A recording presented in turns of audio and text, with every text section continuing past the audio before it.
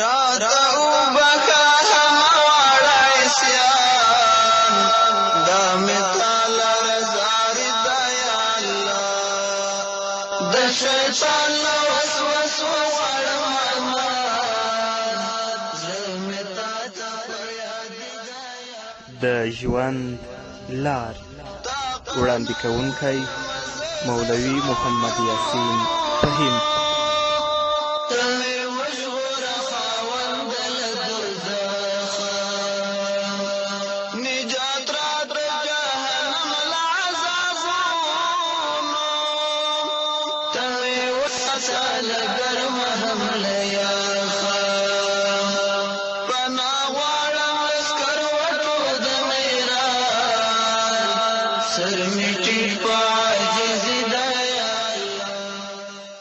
بسم الله الرحمن الرحيم.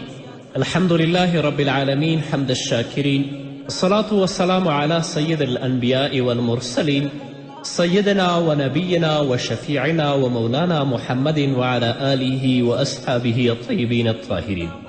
قدرمنو اوریدونکو د ژوند د لارې د خپرونې مینوالو، السلام علیکم ورحمة الله وبرکاته. ستاسو روغتیا او خوشحالي د پاک رب نه غواړم په دې هیله چې د صحت او عافیت جامې په تن ولرئ او خوشحالي مو په برخه وي. دا دی زه محمد یاسین فهیم د ژوند د لارې د خپرونې په وړاندې کولو کې ستاسو په خدمت کې یم په دې هیله چې دا خپرونه ستاسو د پام وړ وګرځي. زموږ د نننۍ خپرونې موضوع پاکوونکي عملونه چې انسان د ګناه نه پاکوي او چې کله رب العزت ته ورځي نو رب العزت به هغه سره په آسانه سره حساب کوي او الله به جنت ته داخلوي. الله رب العزت په سورة زمر کې فرمایي اعوذ بالله من الشیطان الرجیم وسیق الذین اتقوا ربهم الى الجنة زمرا حتى اذا جاءوها وفتحت ابوابها وقال لهم خزنتها سلام علیکم طبتم فادخلوها خالدین. الله وایي هغه خلک چې له خپل پروردګار څخه ویریدلی دي او له ګناه څخه یې ځانونه ساتلي دي جنت ته به ډلې ډلې بیول کیږي او همدارنګه جنت ته به ډلې ډلې رابلل کیږي تر دې چې کله ورته راشي کله جنت ته راشي نو دروازې به د جنت دوی ته پرانستلی شي او پر جنت باندې مقررې ملائکې به دوی ته وایي پر تاسې دې سلامتیا وي تاسې له ګناه څخه پاک شوي یاست. نو دوی به وروسته د دې جنت ته داخل شي او په جنت کې به تاسو هغه ملکې ورته چې تاسو به همیش یاست. همداراز الله رب العزت په سورة نحل کې فرمایي الذین تتوفاهم الملائکة طیبین یقولون سلام علیکم ادخلوا الجنه. هغه کسان چې له ګناهونو څخه د پاکوالي په حال کې ملائک روحونه اخلي نو ملائکې به ورته وایي تاسې په امن کې یاست جنت ته داخل شئ. الله رب العزت دې موږ په خپل ژوند کې د ګناهونو نه پاک کړي تر څو چې ملکې موږ ته هم ووایي چې سلام علیکم ادخلوا الجنه او تاسو د سلامتیا وي او جنت ته داخل شئ. امام ابن قیم رحمه الله په خپل کتاب مدارج السالکین کې لیکي چې د الله رب العزت د دې ویناوو څخه دا څرګندیږي چې په جنت کې یوه ذره نجاست او چټلي هم نشته او بنده تر هغه جنت ته نشي داخلیدلی تر څو چې له ګناه څخه پاک شوی نه وي ځکه چې جنت پاک دی او پرته له پاکانو نور خلک ورته نشي ورتللی. همدارنګه امام ابن قیم رحمه الله لیکي په دنیا کې د بنده پاکوالی په 4 شیانو ترسره کیږي. که یو مسلمان انسان غواړي چې ځان په دنیا کې له ګناهونو څخه پاک کړي او د الله د عذاب نه بچ شي نو د 4 شیانو ته دې متوجه شي چې یو توبه، دویم استغفار، دریم نیک عمل او 4 مصیبتونه. څوک چې توبه وباسي الله یې پاکوي، څوک چې استغفار وایي الله یې پاکوي، څوک چې نیک عملونه کوي په دې نیک عملونه به الله بد عملونه محوه کوي او هغه چا باندې چې په دنیا کې مصیبتونه کړاوونه او تکلیفونه راځي او هغه ګالي په هغه باندې صبر کوي الله به په دې مصیبتونو باندې چې دې صبر کړی د دې ګناهونه پاکوي دا به د ګناه نه پاکوي. که چیرې په دې 4 شیانو باندې یو څوک پاک شي یعنی په دنیا کې توبه م ایستلی، استغفار یم ویلی، نیک عملونه یم کړي او کوم مصیبتونه چې په دې باندې راغلي په هغه باندې صبر کړی نو که په دې 4 شیانو باندې پاک شه نو د هغو خلکو له جملې څخه به وګرځي چې ملایکې له ګناه څخه د پاکوالي په حال کې روحونه اخلي. هغه مهال ملائکې به دوی ته ډاډګیرنه ورکوي او د جنت زیره به ورته اوروي، لکه څنګه چې رب العزت په صورت حامیم سجده کې فرمایي تتنزل علیهم الملائکة الا تخافوا ولا تحزنوا وابشروا بالجنة التي كنتم توعدون نحن أولياؤكم في الحياة الدنيا وفي الآخرة ولكم فيها ما تشتهي أنفسكم ولكم فيها ما تدعون نزلا من غفور رحیم. داسې انسانانو ته به په دنیا کې او د مرګ په مهال دوی ته به ملائکې راښکته کیږي او ورته به وایي چې تاسو مه ویریږئ او مه غمجن کیږئ او د هغه جنت زیری واورئ چې له تاسې سره په دنیا کې وعده شوې ده. د دنیا په ژوند کې موږ هم ستاسې ملګري او دوستان یو او په آخرت کې هم تاسې ته به په جنت کې هغه څه درکول کیږي چې مینه ورسره لرئ او تاسو یې غواړئ. دا به د زیات بخښونکي او نهایت مهربان ذات له طرفه تاسې ته میلمستیا وي. هغه انسان چې په دنیا کې نیک عملونه کوي، توبې وباسي، استغفار وایي، د مصیبتونو باندې صبر کوي، هغه د الله له طرفه بلی. نو ملکې چې د دوی روحونه اخلي، د روح اخیستلو په وخت کې به دوی ته د جنت بشارت ورکوي او دوی ته به ډاډګیرنه ورکوي چې تاسو مه ویرېږئ په هیڅ وخت کې. او د جنت زیری چې ورکوي دا به هم ورته وایي چې جنت کې تاسو لپاره هغه شیان دي چې تاسو یې غواړئ او دا ټول د الله له طرفه تاسو ته میلمستیا ده. او هغه انسان چې په دنیا کې په بدبختیو په مصیبتونو باندې اخته وي، په فحشا او په منکراتو باندې اخته وي، الله ته توبه نه وباسي، استغفار نه وایي او نیک عملونه نه کوي، چې کله ملکې د دوی روح اخلي نو هغه وخت کې به دوی باندې ډیره سخته سختی کوي. نو که د یو چا په دنیا کې په دې 4 شیانو باندې پاکوالی او صفایي ونه شي، یعنی په صدق او اخلاص سره توبه ونه باسي، پوره استغفار یې نه ویلی، هغه استغفار چې له ګناه څخه وروسته متصل وي او له ګناه څخه یې د پښیمانتیا اظهار پکې وي، همداراز نیک اعمال یې د کمیت او کیفیت له پلوه د ګناهونو له منځه وړلو لپاره کافي نه وي او کوم مصیبتونه چې ورته رسېدلي دي په دې اندازه نه و چې ګناهونه یې محوه کړي، نو که دلته په دنیا کې پاک نه شو، په برزخ کې به په 3 څیزونو الله هغه پاک کړي. انسان هغه وخت نه چې وفات کیږي او قبر کې دفن کیږي تر قیامت وخته پورې دې ته د برزخ حالت ویل کیږي. او په برزخ کې به په 3 څیزونو پاک کیږي. لومړی د جنازې لمونځ او د مؤمنانو له پلوه ورته له الله څخه بخښنه او سفارش. چې وفات شي ډېر مؤمنان د هغه په جنازه کې اشتراک وکړي او هغه لپاره بخښنه وغواړي د الله نه، هیله ده چې الله یې د دوی په بخښنې باندې معاف کړي. دویم دا د قبر سختی، یعنی هغه سخت حالات چې دا یې ورسره په قبر کې مخ کیږي، لکه د پوښتن کوونکو ملائکو نکیر او منکر له ویرې څخه مخ کیدل او داسې نور حالات چې د قبر تنګېدل او فشار او د قبر د امتحان سره د زنکدن دا ټول تکلیفونه پکې شامل دي. دریم هغه څه چې له ده وروسته یې ورته مسلمانان ډالۍ کوي، لکه صدقه، حج، روژه نیول او یا ورته د قرآن کریم د لوستلو او لمونځ کولو ثواب بخل. د صدقې او دعا رسیدلو په هکله خو علما کوم اختلاف نه لري، بلکې ټول سره متفق دي او اکثر علماو په نزد باندې د حج ثواب مړي ته هم رسیږي. نو که په ژوند کې دې پوره توبه نه ویستلې، کافي استغفار دې نه ویلی،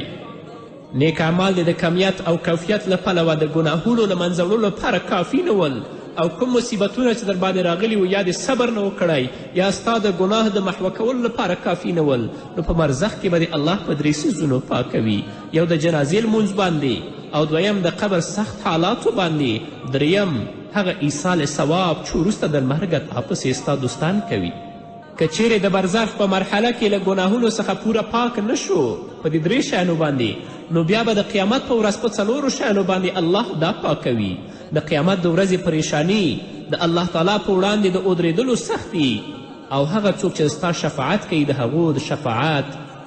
شفاعت کولو په واسطه، او د هر څه نه مهم د الله رب العزت لخوا ورته له ګناهونو څخه تېرېدل او معافي کول. او که چیرې دغه 4 یې د پاکوالي لپاره بس نه شوه، نو بیا ضرور ده چې د اور بڼې ته به ور وړاندې شي، تر څو یې چټلي ختمه شي. په حقیقت کې اور ته داخلېدل د ده لپاره رحمت دی، تر څو هلته پاک او صفا شي، او په دوزخ کې به د ده د پاتې کېدل د خپلو چټلیو، یعنی د خپل د ګناهونو د زیاتوالي او کموالي په اندازې سره وي. که ګناه زیاته وه د هغه عذاب به زیات ویني، او که ګناه یې کمه وه د هغه عذاب به کم ویني. نو کله چې له خپل ګناهونو نه په جهنم کې پاک او صفا شي نو اور څخه به راووځي او الله رب العزت به دا جنت ته داخل کړي. همدارنګه امام ابن قیم رحمه الله د بنده په ژوند کې د ګناه د بخښنې د اسبابو په اړه په خپل کتاب کې بل ځای کې وایي فلأهل الذنوب ثلاثة انهار عظام یتطهرون بها فی الدنیا. امام ابن قیم وایي د ګناهګارانو لپاره 3 غټ سیندونه دي چې په دنیا کې ورباندې پاکیږي، نو که هغه یې د پاکوالي لپاره کافي نشول بیا به په آخرت کې د دوزخ په سیند باندې پاکیږي. هغه دنیوي سیندونه دا دي د خالص توبې سیند، د هغو نیکیو سیند چې ورڅخه د چاپیره شوو ګناهونو له منځه وړلو لپاره کافي وي، او د هغو لویو مصیبتونو سیند چې ګناه لره محوه کوونکي وي. نو کله چې الله تعالی یو بنده ته د خیر اراده وکړي د دې 3 عملونو سیندونو ته داخل کړي تر څو په قیامت کې پاک او بخښل شوی راوځي او بیا د پاکوالي 4م سبب ته اړتیا ونه لري. الله رب العزت دې موږ ته په دنیا کې د نیکو اعمالو توفیق راکړي تر څو د خپلو نیکو عملونو په واسطه باندې د خپل ګناهونه پاک کړو. الله دې موږ ته د توبې توفیق راکړي، موږ ته د استغفار ویلو توفیق راکړي چې په دنیا کې صحیح توبه وباسو، د خپلو ګناهونو باندې پښیمانتیا وکړو، نیکو عملونو ته مخه کړو، د الله نه مغفرت او بخښنه وغواړو، او همدارنګه کوم مصیبتونه او کوم کړاوونه چې په موږ باندې راځي په هغه باندې صبر وکړو او د هغه نیکه بدله د پروردګار نه وغواړو. او که په دنیا کې داسې په غفلت کې زموږ ژوند وي چې موږ نه توبې ته ارزښت ورکو، نه استغفار ته ارزښت ورکو او نه نیک عملونه کوو، او کوم مصیبتونه او کړاوونه چې راځي په هغه کې 100 رنګه خبرې اترې هم وکړو، نو بیا به د الله په نزد باندې شرمنده او سرښکته ولاړ یو، او د برزخ ژوند او همدارنګه وروستنی ژوند به هغه زموږ د ګناهونو د پاکوالي لپاره کافي نه وي. الله به بیا جهنم ته داخلی تر څو د ګناهونو نه پاک کړي. نه قدرمنو اوریدونکو، راشئ د خپل د دې لنډ ژوند نه د دې محدود ژوند نه په استفادې سره د خپل ابدي ژوند ښایسته کړئ. د دنیا په لذاتو د دنیا په مادیاتو باندې مه دوکه کیږئ، په دې باندې په غرور کې مه غورځېږئ، کبر پرې مه کوئ، الله ته مخ راوړئ، خپله هم الله ته متوجه شئ، د خپل اولاد د خپله کورنۍ هم الله طرف ته وهڅوئ، د الله دین طرف ته یې وهڅوئ تر څو عزت د دنیا او د آخرت الله زموږ او ستاسې په برخه کړي. او که په دنیا کې داسې غافلانه ژوند ولرو، مرګ موږ ته په انتظار کې دی، یو ورځ به زموږ ور وډبوي او الله ته به ورځو، بیا به موږ سره څه نه وي چې الله ته به پیش کړو. هلته دروغ هم نشته، هلته رشوت هم نشته، هلته قسمونه هم نشته. کوم عملونه چې ستا په خپل بدن باندې کړي، خپل بدن به چې ستا محبوب دی هغه به په تا باندې شاهدي وایي، بیا به تا سره ځواب نه وي. هغه 4 شیان چې په خپل ژوند کې انسان د ګناه نه پاکوي، لومړی په هغو کې توبه او استغفار و. الله رب العزت په سورة تحریم کې فرمایي یا ایها الذین آمنوا توبوا الی الله توبة نصوحا عسى ربكم ان يكفر عنكم سیئاتکم ويدخلكم جنات تجری من تحتها الانهار. الله وایي چې ای مؤمنانو، الله ته صفا او خالصه توبه وباسئ، زر دی چې ستاسو پروردګار ستاسو ګناهونه وبخي او داسې جنتونو ته به هم داخل کړي چې ویالې د هغه جنتونو لاندې بهیږي. علما کرام فرمایي چې نصوح توبه دا ده چې د توبې شرایط پکې پوره شي. هغه دا چې بنده په حاضر وخت کې ګناه پرېږدي، بنده فی الحال ګناه پرېږدي، په تیر وخت یعنی په ماضي باندې پښیمانتیا وکړي چې کوم ګناهونه یې کړي دي، په راتلونکي کې ورته د بیا راګرځېدلو عزم ونه لري، یعنی په راتلونکي زمانه کې به د ګناه تصمیم اصلا نه لري. او که د انسان حق یې تلف کړی، د چا حقوق پر ده باندې وي، هغه دې هغه ته وسپاري یا دې د هغه نه معافي وغواړي. حافظ ابن حجر رحمه الله په فتح الباری کې لیکي چې د الله تعالی په حق کې د بنده له پلوه د ګناه ځینې کارونه داسې دي چې توبه ویستلې یوازې په پرېښودلو یعنی ترک سره، یعنی یوازې په پرېښودلو او ترک سره ده، خو ځینې عملونه داسې دي چې په شریعت کې یوازې په پرېښودلو باندې اکتفا نه ده شوې، بلکې قضا او کفاره هم لازم ده. نو هغو کارونو نه چې الله نهیې کړې ده د هغې نه باید انسان ځان وساتي او کم د الله احکام چې تا پریښي وي نو د هغو قضایي په تا باندې لازم ده چې د هغو اعاده وکړې که هغه روژه وي که مونځ وي امام غزالی صاحب د دې تفصیل کړی امام غزالی صاحب فرمایلی چې د حقونو ضایع کول په 3 ډوله دي لومړی هغه چې بنده له فرایضو څخه کومه فریضه پرېږدي لکه مونځ روژه زکات کفاره او داسې نور نو له دې څخه خلاصون په دې سره دی چې د امکان په صورت کې قضایي او اعاده وشي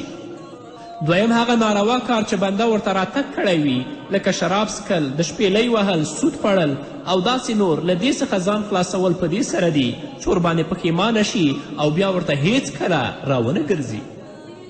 دریم هغه ګناهونه چې د بنده او نورو بندگانو ترمنځ وي چې په دې کې سختی او اشکال زیات دی او دغه قسم ګناهونه یا خو به د یو چا له پلوه ځان سره تړاو لري یا یې له مال سره یا د هغه د عزت سره یا د هغه دین سره نو که د چا حق چا ضایع کړی وي که مال وي نو باید چې مال یې اور وسپاري که د چا غیبت یې کړی د هغه نه دې بخښنه وغواړي که د چا پت او عزت سپکاوی کړی وي نو باید چې د هغه نه بخښنه وغواړي حافظ ابن کثیر رحمه الله په خپل تفسیر ابن کثیر کې لیکي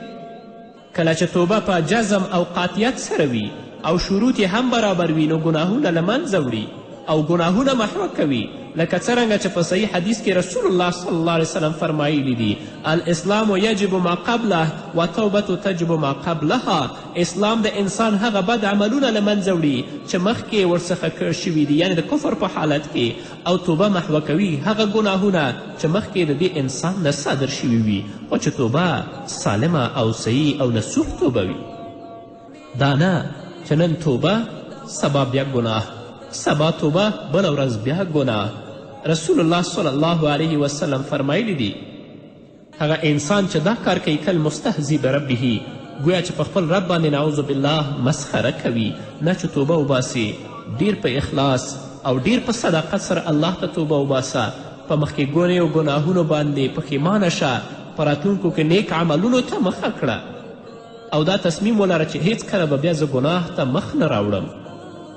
رسول الله صلی الله علیه وسلم په بل ځای کې فرمایي الطائب من الذنب کمن لا ذنب له له ګناه څخه توبه ویستونکی داسې دی لکه څوک چې ګناه ونه لري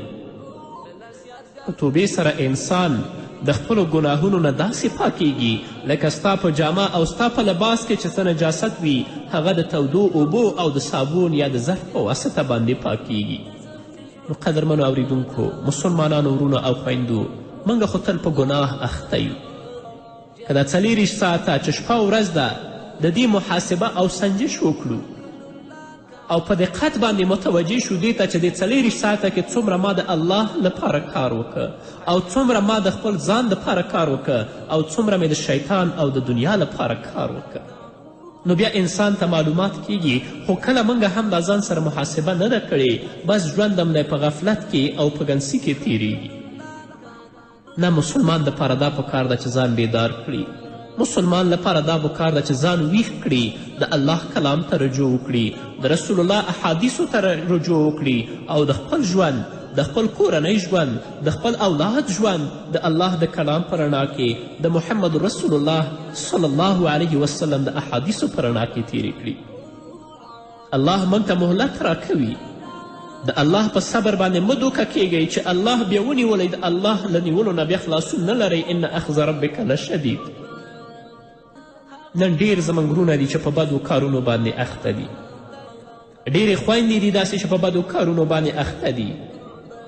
دا له دې وجې نه چې هغوی سره د الله ویره نشته هغوی الله صحیح نه دی پیژندلی د هغه چا په زړه کې چې د الله ویره پرته وي د الله مینه پرته وي د رسول الله محبت پروت وي هغه به هیڅکله بدو کارونو ته فجایو ته مخه رانه که د ځواني په وخت کې هم الله ځان سره ولره که د بوډاتوب په وخت کې هم الله ځان سره ولره د الله نه ویرېږه مرګ به تا ته راشي بیا به الله ته سرښکته او شرمنده ولاړ او په کوم وخت کې چې اسرائیل د ستا روح اخلي هغه د زنکدن آلت به د ستا څه وي هغه انسان که هغه زموږ خویندې دي یا وروڼه چې تل لپاره په معصیت او په ګناه کې اخته یي کله هم الله ته مخ نه راوړي د دنیا ژوند ځان لپاره ژوند ګڼي، د آخرت د ژوند بلکل هغه ته توجه نه لري، نو چې کله وفات کیږي په هغه وخت کې به شیطان دې ته راځي او د دنیا نه به بې ایمانه وړي. نه راځئ د دنیا د لنډ ژوند نه استفاده وکړئ، په خپل ژوند کې الله راضي کړئ، خپلو نیکو عملونو باندې ځان په دنیا کې صفا کړئ، د الله کلام ولولئ، د رسول الله احادیث ولولئ، خپل اولاد دین طرف ته وهڅوئ، خپله کورنۍ اسلامي کورنۍ جوړه کړئ، په خپل کورنۍ کې خپلې کورنۍ ته د الله دین، د الله کتاب، د رسول الله سیرت تدریس کړئ. هغه څه چې موږ د دین نه لرې کوي، اسلامي فرهنګ هم لرې کوي، اسلامي اخلاقونه هم لرې کوي، هغه د کورنۍ نه وباسئ. او دا به د هر مشر په هر اسلامي کورنۍ کې مسئولیت وي چې هغه الله دین طرف ته متوجه کي، الله دین طرف ته وهڅوي، او که خپل مسئولیت ادا نه کړي د هغو نه به مخکې الله دا د خپل حساب ته کاږي. الله رب العزت دې موږ او تاسو ټولو ته د نیکو اعمالو توفیق راکړي، هغه اعمال چې په هغه باندې الله راضي کیږي، هغه اعمال چې په هغه باندې رسول الله راضي کیږي، هغه اعمال چې موږ په اوچته غاړه باندې الله ته دروي او د شرم نه او د ذلت نه بچ کوي. په دې هیله قدرمنو اورېدونکو دا به زموږ نننۍ خپرونه چې ستاسو درانه حضور ته وړاندې کړه. تر بلې خپرونې پورې چې زه بیا هم انشاءالله د توبې د شرطونو په هکله تاسو سره غږیږم. تاسو ټول په پاک رب سپارم. پاتې ژوند او پاتې ورځ مو نیکمرغه. پاک الله مو بچ.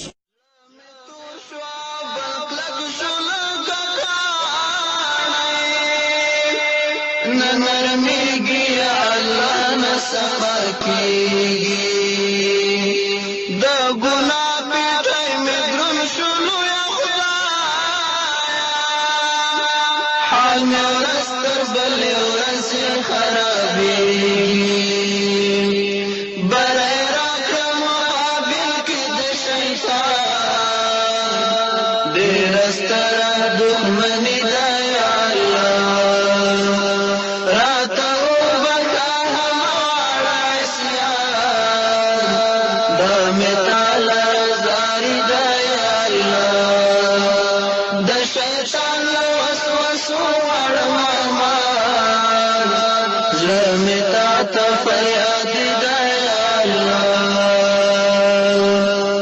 بد عمل بد نصیب بد کردار یم لما غړ ګناهګار په جهان نشته ته په ما وکړه کرم پروردګار یو عمل مې مطابق د قرآن نشته سبق کړم زه حشر په میدان خو بستا مهرباني ده یا الله راته وبخه همواره عصیان دا مې تعالی رضاړي ده یا الله د شیطان له وسوسو غواړم امان زړه مې تا ته فریاد ده یا الله ما نیولې دي د زړه په سر غوږونه په توبو مې دي توبه ذوالجلال ته معاف کړې راته واړه ګناهونه صغیره که کبیره ذوالجلال په دې ټولو ګناهونو پښیمان ستا په در کې عباس ده یا الله په دې ټولو ګناهونو پښیمان ستا په در کې عباس ده یا الله راته وبخه همواره عصیان دا مې تعالی رضاړي ده یا الله د شیطان له وسوسو غواړم امان زړه مې تا ته فریاد ده یا الله د شیطان له وسوسو غواړم امان زړه مې تا ته فریاد ده یا الله زړه مې تا ته فریاد ده یا الله زړه مې تا ته فریاد ده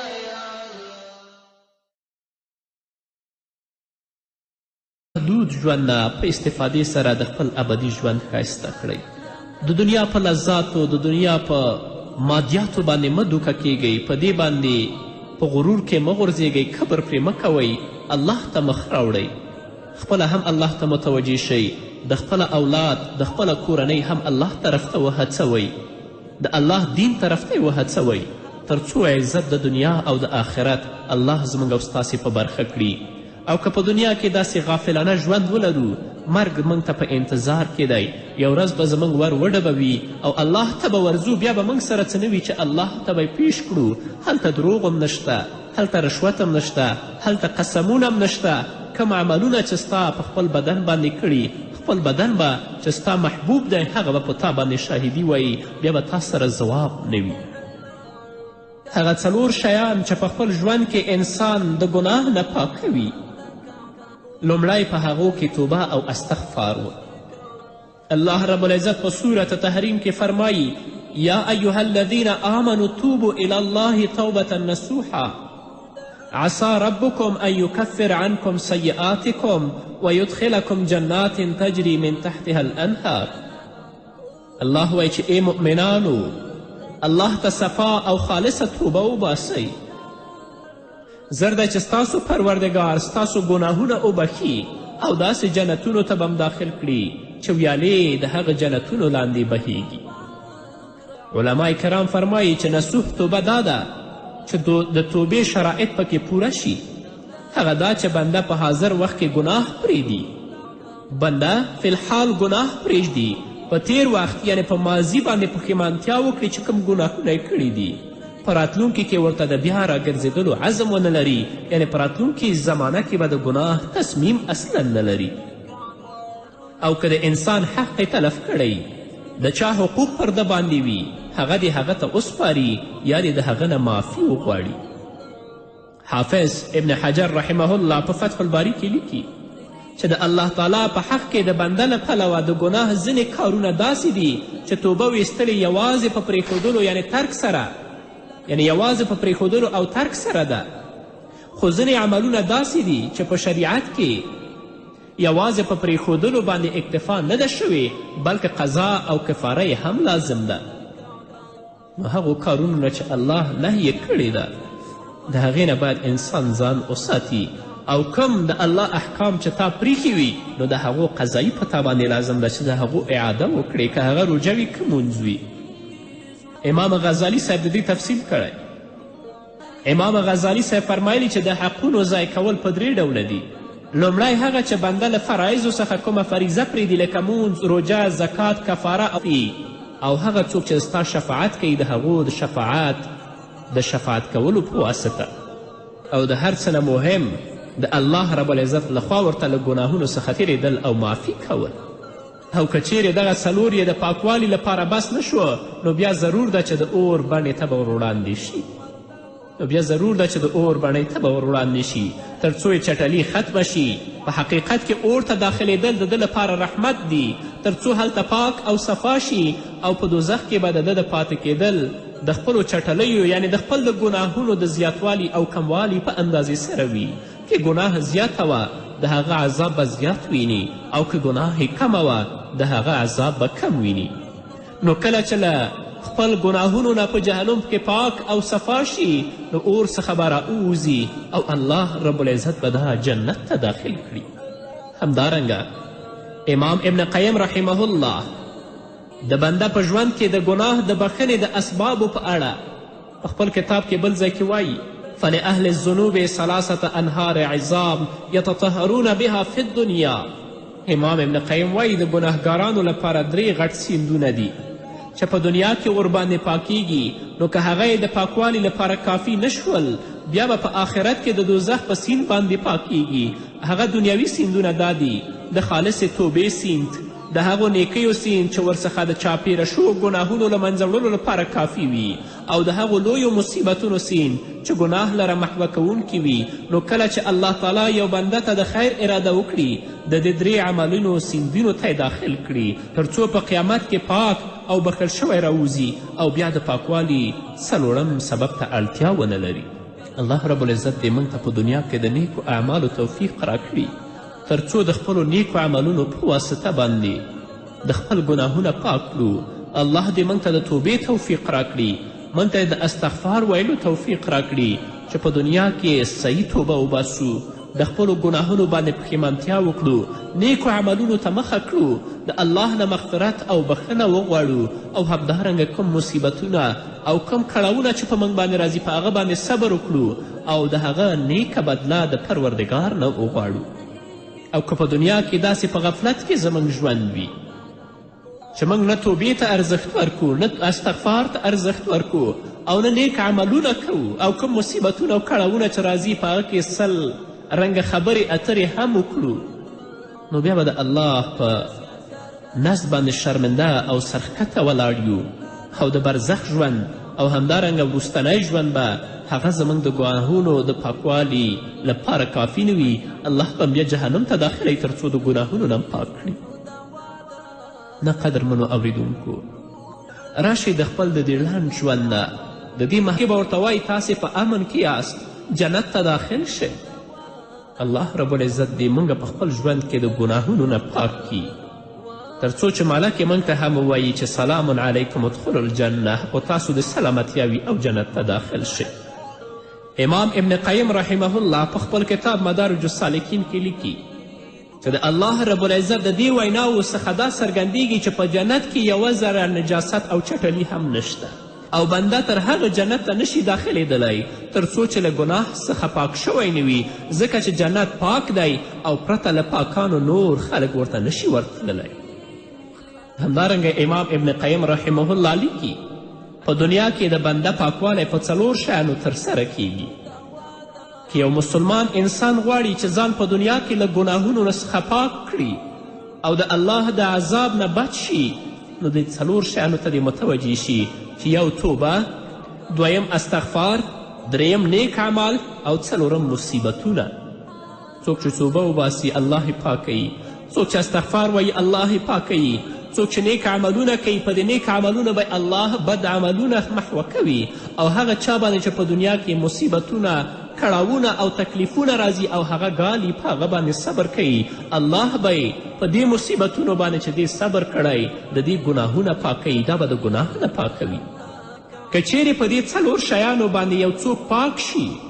یعنې په دنیا کې توبه مې ایستلی، استغفار یې ویلی، نیک عملونه یې کړي او کوم مصیبتونه چې په دې باندې راغلي په هغه باندې صبر کړی،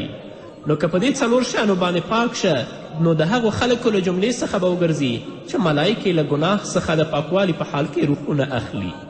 هغه مهال ملائکې به دوی ته ډاډګیرنه ورکوي او د جنت زیره به ورته اوروي، لکه څنګه چې رب العزت په سورة حمیم سجده کې فرمایي تتنزل عليهم الملائكة ألا تخافوا ولا تحزنوا وأبشروا بالجنة التي كنتم توعدون نحن أولياؤكم في الحياة الدنيا وفي الآخرة ولكم فيها ما تشتهي أنفسكم ولكم فيها ما تدعون نزلا من غفور رحيم. داسې انسانانو ته به په دنیا کې او د مرګ په مهال دوی ته به ملائکې راښکته کیږي او ورته به وایي چې تاسو مه ویریږئ او مه غمجن کیږئ او د هغه جنت زیری واورئ چې له تاسې سره په دنیا کې وعده شوې ده. د دنیا په ژوند کې موږ هم ستاسې ملګري او دوستان یو او په آخرت کې هم تاسې ته به په جنت کې هغه څه درکول کیږي چې مینه ورسره لرئ او تاسو یې غواړئ. دا به د زیات بخښونکي او نهایت مهربان ذات له طرفه تاسې ته میلمستیا وي. هغه انسان چې په دنیا کې نیک عملونه کوي، توبې وباسي، استغفار وایي، د مصیبتونو باندې صبر کوي، هغه د الله له طرفه بلی، نو مالکې چې د دوی روحونه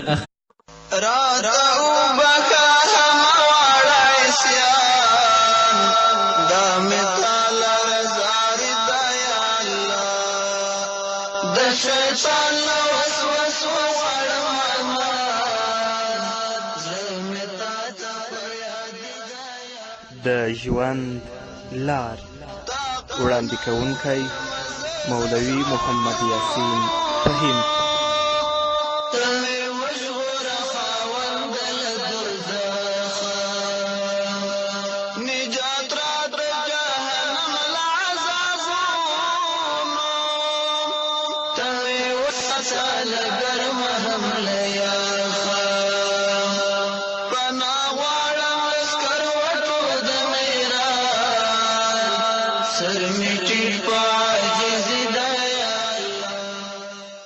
بسم الله الرحمن الرحيم الحمد لله رب العالمين حمد الشاكرين الصلاة والسلام على سيد الأنبياء والمرسلين سيدنا ونبينا وشفيعنا ومولانا محمد وعلى آله وأصحابه الطيبين الطاهرين. قدرمنو اوریدونکو د ژوند د لارې د خپرونې مینوالو، السلام علیکم ورحمت الله وبرکاته. ستاسو روغتیا او خوشحالي د پاک رب نه غواړم، په دې هیله چې د صحت او عافیت جامې په تن ولرئ او خوشحالي مو په برخه وي. دا دی زه محمد یاسین فهیم د ژوند د لارې د خپرونې په وړاندې کولو کې ستاسو په خدمت کې یم، په دې هیله چې دا خپرونه ستاسو د پام وړ وګرځي. زموږ د نننۍ خپرونې موضوع پاکوونکي عملونه چې انسان د ګناه نه پاکوي او چې کله رب العزت ته ورځي نو رب العزت به هغه سره په آسانه سره حساب کوي او الله به جنت ته داخلوي. الله رب العزت په سورة زمر کې فرمایي اعوذ بالله من الشیطان الرجیم وسیق الذین اتقوا ربهم الى الجنة زمرا حتى اذا جاءوها وفتحت ابوابها وقال لهم خزنتها سلام علیکم طبتم فادخلوها خالدین. الله وایي هغه خلک چې له خپل پروردګار څخه ویریدلی دي او له ګناه څخه یې ځانونه ساتلي دي، جنت ته به ډلې ډلې بیول کیږي او همدارنګه جنت ته به ډلې ډلې رابلل کیږي تر دې چې کله ورته راشي، کله جنت ته راشي نو دروازې به د جنت دوی ته پرانستلی شي او پر جنت باندې مقررې ملائکې به دوی ته وایي پر تاسې دې سلامتیا وي، تاسې له ګناه څخه پاک شوي یاست. نو دوی به وروسته د دې جنت ته داخل شي او په جنت کې به تاسو هغه ملکې ورته چې تاسو به همیش یاست. همداراز الله رب العزت په سورة نحل کې فرمایي الذین تتوفاهم الملائکة طیبین یقولون سلام علیکم ادخلوا الجنه. هغه کسان چې له ګناهونو څخه د پاکوالي په حال کې ملائک روحونه اخلي، نو ملائک د روح اخیستلو په وخت کې به دوی ته د جنت بشارت ورکوي او دوی ته به ډاډګیرنه ورکوي چې تاسو مه ویرېږئ په هیڅ وخت کې، او د جنت زیری چې ورکوي دا به هم ورته وایي چې جنت کې تاسو لپاره هغه شیان دي چې تاسو یې غواړئ او دا ټول د الله له طرفه تاسو ته میلمستیا ده. او هغه انسان چې په دنیا کې په بدبختیو په مصیبتونو باندې اخته وي، په فحشا او په منکراتو باندې اخته وي، الله ته توبه نه وباسي، استغفار نه وایي او نیک عملونه نه کوي، چې کله ملکې د دوی روح اخلي نو هغه وخت کې به دوی باندې ډیره سخته سختي کوي. نو که د یو چا په دنیا کې په دې څلور شیانو باندې پاکوالی او صفایي ونه شي، یعنی په صدق او اخلاص سره توبه ونه باسي، پوره استغفار یې نه ویلی، هغه استغفار چې له ګناه څخه وروسته متصل وي او له ګناه څخه یې د پښیمانتیا اظهار پکې وي، همداراز نیک اعمال یې د کمیت او کیفیت له پلوه د ګناهونو له منځه وړلو لپاره کافي نه وي او کوم مصیبتونه چې ورته رسېدلي دي په دې اندازه نه وه چې ګناهونه یې محوه کړي، نو که دلته په دنیا کې پاک نشو، په برزخ کې به په دریو څیزونو الله هغه پاک کړي. انسان هغه وخت نه چې وفات کیږي او قبر کې دفن کیږي تر قیامت وخته پورې دې ته د برزخ حالت ویل کیږي او په برزخ کې به په درې څیزونو پاک کیږي. لومړی د جنازې لمونځ او د مؤمنانو له پلوه ورته له الله څخه بخښنه او سفارش چې وفات شي. ډېر مؤمنان د هغه په جنازه کې اشتراک وکړي او هغه لپاره بخښنه وغواړي د الله نه، هیله ده چې الله یې د دوی په بخښنې باندې معاف کړي. دویم دا د قبر سختی، یعنی هغه سخت حالات چې دا یې ورسره په قبر کې مخ کیږي، لکه د پوښتن کوونکو ملائکو نکیر او منکر له ویرې څخه مخ کیدل او داسې نور حالات چې د قبر تنګېدل او فشار او د قبر د امتحان سره د زنګ کدن دا ټول تکلیفونه پکې شامل دي. دریم هغه څه چې له ده وروسته یې ورته مسلمانان ډالۍ کوي، لکه صدقه، حج، روژه نیول او یا ورته د قرآن کریم د لوستلو او لمونځ کولو ثواب بخل. د صدقې او دعا رسیدلو په هکله خو علما کوم اختلاف نه لري، بلکې ټول سره متفق دي او اکثر علماو په نزد باندې د حج ثواب مړي ته هم رسیږي. نو که په ژوند کې دې ټوله توبه نه ویستلې، کافي استغفار دې نه ویلی، نیک اعمال دې د کمیت او کیفیت له پلوه د ګناهونو له منځه وړلو لپاره کافي نه ول، او کوم مصیبتونه چې در باندې راغلي و یا دې صبر نه وکړی یا ستا د ګناه د محوه کولو لپاره کافي نه ول، نو په برزخ کې به دې الله په درې څیزونو پاکوي. یو د جنازې لمونځ باندې، او دویم د قبر سخت حالاتو باندې، دریم هغه ایصال ثواب چې وروسته د مرګه تا پسې ستا دوستان کوي. که چیرې د برزخ په مرحله کې له ګناهونو څخه پوره پاک نشو په دې 3 شیانو باندې، نو بیا به د قیامت په ورځ په 4 شیانو باندې الله دا پاکوي. د قیامت د ورځې پریشانی د الله تعالی په وړاندې د ودرېدلو سخت